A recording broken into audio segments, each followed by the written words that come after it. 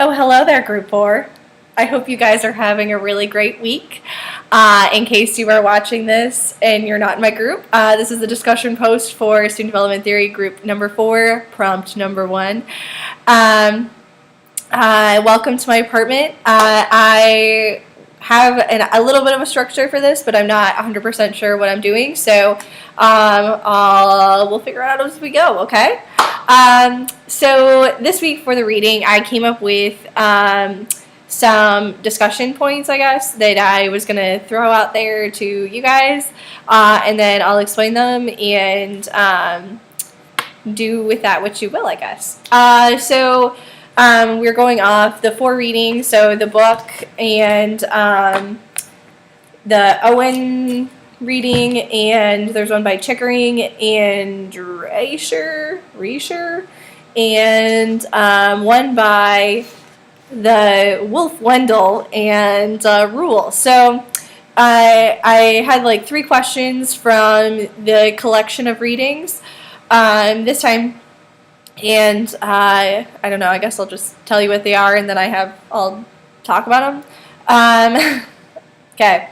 So my first question is, what theory do you think, just from reading like what you've had so far, what theory do you think is going to be most applicable to the work that you do now? Okay, question number 1. Question number 2, what are your lenses? How do you think that they affect the work that you do with students, and how do you think they change the way students view you? Question number 3. Why have student development theory at all? What's it doing? Who's it helping? Okay, so I'll go back and explain those. So, in this, it gives a brief overview of all of the theories that and the Chickering and Reischer text. Gives like a brief overview of each of the theories, or not each of them, I guess, just like some of them. But it gives like a really broad overview, kind of divides them into some organizational factions. So the way, like, are they cognitive, are they like intellectual, are they emotional development? But I guess just reading what you have read so far, what do you think is going to be most applicable to the work that you do right now, or what's going to be the most help you do your work the best? I personally liked on the Chickering and Reischer text on page number 9, I think. Yeah. On page 9, it has Perry's model of intellectual and ethical development. I felt like working in housing, we deal with like the more personal side of a person, so how they interact with like another human or their community as a whole. And I felt like this was important because it made me think of the ways that, especially like housing policies or like community guidelines are created and established, and how students think about them.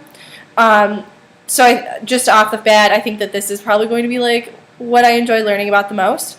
The one issue that I do have, which if you're looking at page number 9, is that it's sort of like a stair-step approach to it, which seems confusing to me. I don't know if like someone has like an awesome like Goodwill Hunting moment, and then all of a sudden they like develop into the next step, or they like have a roommate conflict and then they like learn about it, and then at the end they like are suddenly way more like somehow moved up a step. I don't know. That always seems very confusing to me, but I don't know how you can get like all of the aspects of a person's personality to align in one step, like at one time, like everything about you is going to change. So I don't know. That always just confused me, but I think that'll be the most interesting so far, just of like what I've seen. So that was question number 1. Question number 2, in case you need a review, was the lenses question, which I know is kind of like a heavy topic, so it seems like you might need more than like 2 minutes to respond to it. I don't know. I'm thinking about that right now, but the lenses would be, what are your lenses? This, I guess, was touched upon most heavily. It talks about it in the book too, but I felt like the Owen article talked about it the best, the way that like the lenses that we have create the sort of like educational leader that you are.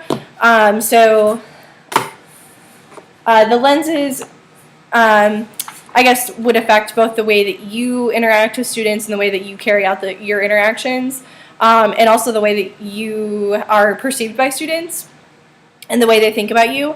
And I guess ultimately this will color the way that you think about student development theory too. So what are your lenses? I know personally I identify comfortably as a woman, as a white person, and as a queer person. And so I think those change the way that I interact with all students. And I mean, they can't not, I guess, but also in the article, it talks about the way that students experience intersectionality of their identities. And I guess to meet the needs of students, you need to employ many different student development theory models.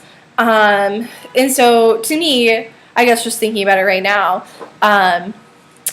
if you can't really apply it to a lot of different student groups, be it students of color, queer students, non-traditional students, I guess why go to all the trouble of writing it? So I guess an example of that would be the way that I interact with students of color or people of color who have just because of their race or ethnicity have faced much more adversity in their life than I have. And the way, so I guess thinking about the way that they experience the stages of development is probably different. In my limited knowledge of the topic, I would assume that they probably mature through them faster because they have more, I mean, not only more opportunities to, but because society kind of forces them to progress faster through them. So yeah, so what are your lenses and how do students view you through those? All right, and so the last one that I had, and this might be a huge, maybe too broad of a question to ask, but YOLO. I was thinking, why have student development theory? In the article by, I guess that's Owens again, they talk about the ways that it might not apply to all students. For example, it doesn't apply necessarily to non-traditional students, like students that are older or students that maybe have children. So why go to all the work of developing student theory if it's not going to be applicable to everyone? So yeah, so those are my 3 questions.